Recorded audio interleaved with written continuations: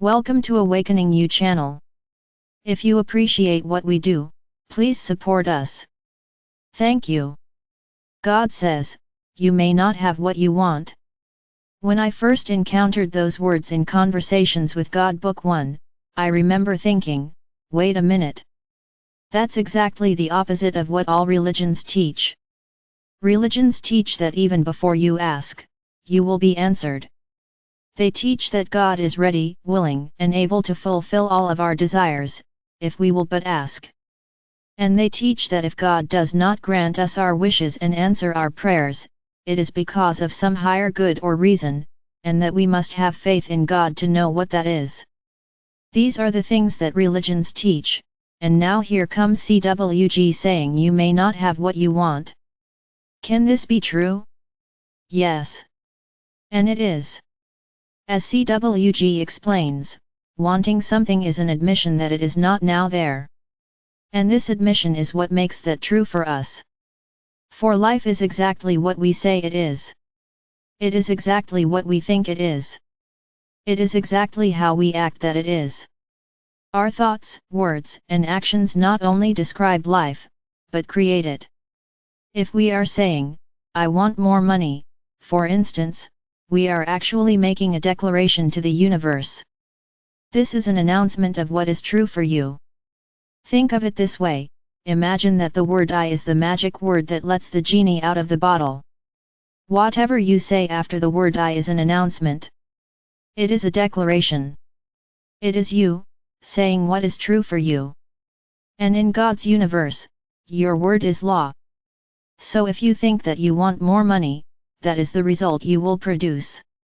You will want more money. If you say I want more money in my life, the universe will merely echo, yes. The universe will merely declare, because you have said it, so be it. That is what the universe declares after everything you say. If you say, I'm sick and tired of this or that, the universe will say, that's true. And so it will be. If you say, I want more sex and more companionship in my life, the universe will declare, that is true. You do. The universe never disagrees with you. That is why to want something is to push it away from you. The point here is that I have discovered that the universe takes me literally. In fact, the universe has no other way to get its clues as to what to create in my reality except from the things I think, say, and do. What other way is there? God is not the creator of our reality, God is the observer. And God provides the tools with which we are given the power to create our own reality. These tools are three: thought, word, and deed. In my own life, I have experienced these words to be true. They are not just some fancy metaphysical talking points that are my truth. Oh, and by the way, because I say that they work, they do work.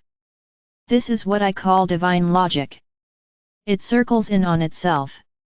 Everything is a circle, everything is a closed system, and logic is not an exception. In fact, logic is the ultimate closed system. In my own life, I have given up wanting things. I can have desires, but I have no wants. What is the difference, you ask? You can always tell the difference between a desire and a want by the degree to which you become upset if it is not fulfilled. A desire is a preference. A want is often experienced as something larger than that. Perhaps it is even seen as a necessity.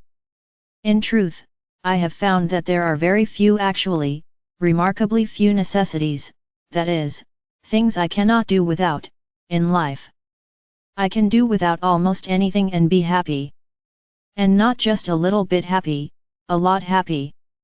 I have experienced that communion with God is right when it says that it is an illusion that need exists. I have learned to change my wants to preferences. A book that has helped me a lot in this regard is a wonderful volume written over 25 years ago by Ken Keyes, Jr. called The Handbook to Higher Consciousness. It can be found in most libraries and in many used bookstores. I highly recommend it. With pure love, Neil.